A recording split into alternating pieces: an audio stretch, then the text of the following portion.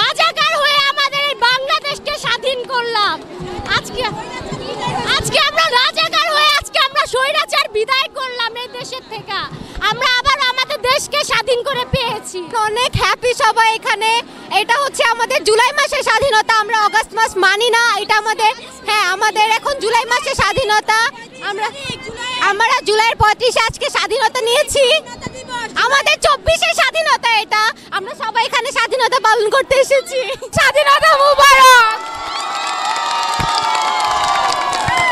আমরা আমাদের আজকে বিজয়ের সাথে আমাদের শহীদ ভাইদেরকেও আমরা স্মরণ করতে চাই। ওদের জন্যই আমরা আমাদের আজকে এই দিনটা পেয়েছি, আবার স্বাধীন হতে পেরেছি আমরা।